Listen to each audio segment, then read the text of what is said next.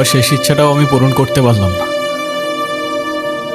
তুই যদি একটাবার বলতিস তুই গিয়াসুদ্দিনের কাছের কেউ, বাবাকে এত কষ্ট, আক্ষেপ আর ক্ষোভ নিয়ে চলে যাইতে হইতো না।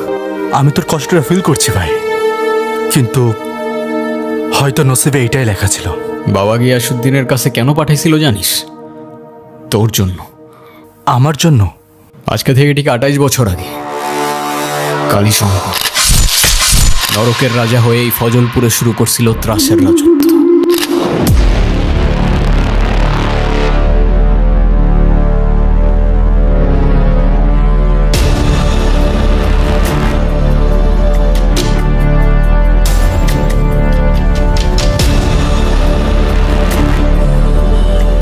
শঙ্কর অসহায় কৃষকদের সুযোগ নিয়ে সুদে 6 মাসের জন্য টাকা দিত।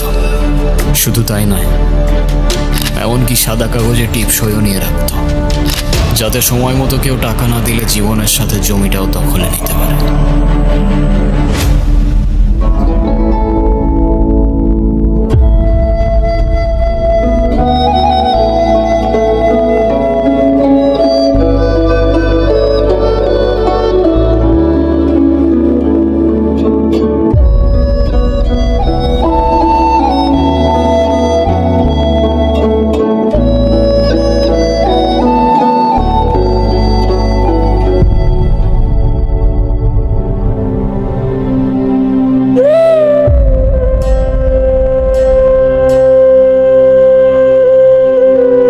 সে বছর তীব্র তাপদাহে মাটি শুকিয়ে ফসল নষ্ট হতে থাকে।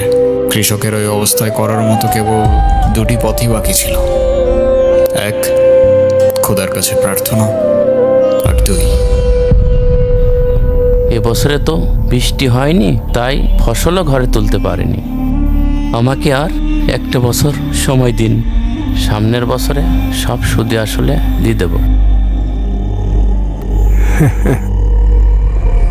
দয়া তো করি ওপরালা, আমি তো শয়তান।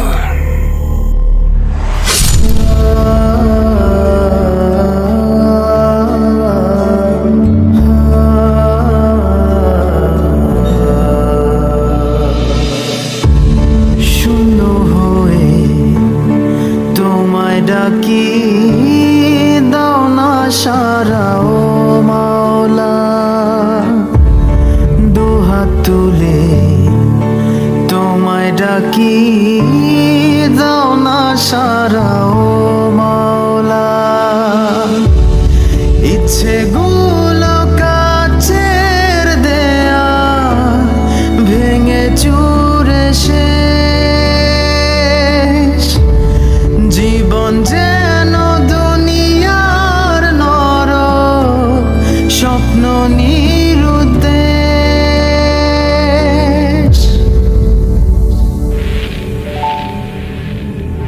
মাওলা রে,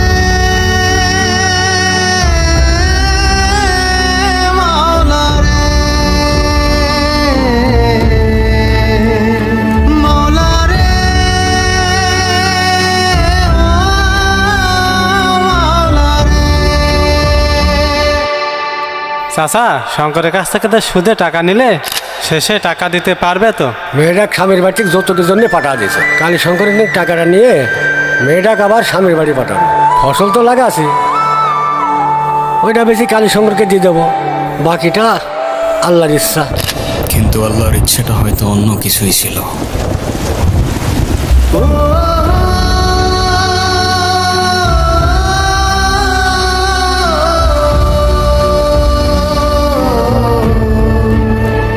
এভাবে একের পর এক মৃত্যুতে গ্রামের মোড়ল সেটাই করলো যেটা তার আরো আগে করা দরকার ছিল।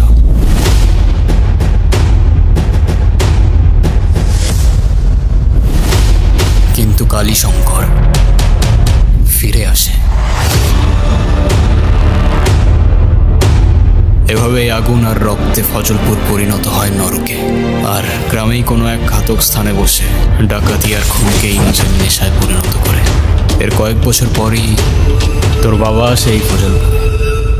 বাবাজি, গ্রামের অবস্থা ভালো না, তাড়াতাড়ি টাকা নিয়ে চলে যান।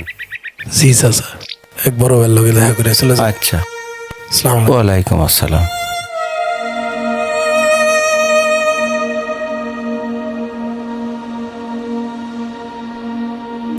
যাক, তুমি যে এতদিন পরে গ্রামে আসছো, এসে যে আমার সাথে দেখা করেছো না, এতে আমি অনেক খুশি।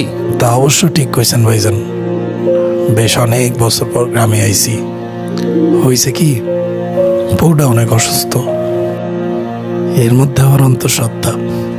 সব কিছু চিন্তা ভাবনা কইরা দেখলাম যে জমি চিরাতরাই খার লাভ নেই, পকেটের অবস্থা ভালো না, তো তাই বাপের শেষ সম্পত্তিগুলা বিক্রি করে দিতে হইছে।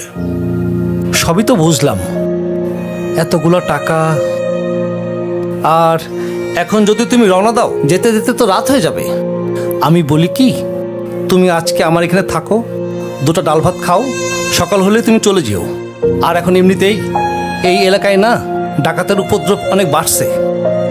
আপনারা অনেক ধন্যবাদ, তবে আমি তো থাকতে পারবো না। রায়হানার শরীরের অবস্থা ভালো না, যত রাইতে হোক আমার চাইতে হোক। তবে আপনি একটা কাম করেন, এই যে এই টাকাগুলো আপনি রাখেন। আপনি তো মাসের 30 তারিখে একবার করে ঢাকা যান, তখন না হয় এই ছোট ভাইয়ের বাড়িতে একবেলা ডাল ভাত খাইলেন। আর এই জায়গায় আমার ঠিকানা লেখা আছে। বলছিলাম কি, আজকে থেকে গেলে হতো না? তোমার কি যেতেই হবে? যে ভাইজান, যাইতে হইব। ঠিক আছে, তাহলে রওনা দাও। তোমরা তোমার বউর জন্য আমার মন থেকে দোয়া রইল। ইনশাল্লাহ। আসসালামু আলাইকুম। ওয়ালাইকুম আসসালাম।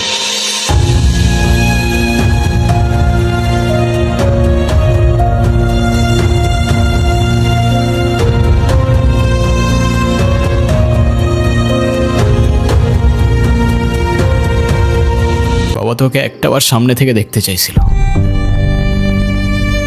আর সরি বলে তোর বাবার রেখে যাওয়া আমানতটা তোকে ফিরাই দিতে চাইছিল।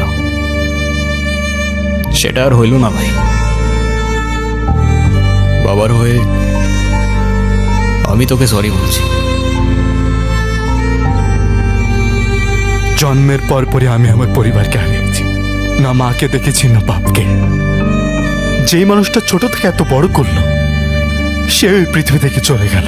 আর এই সব কষ্ট আমি ভুলে যাব যদি বন্ধু হয়ে তুই আমার পাশে থাকিস। আর বন্ধুকে সরি না, ভাই বলে বুকে জড়িয়ে নিতে হয়।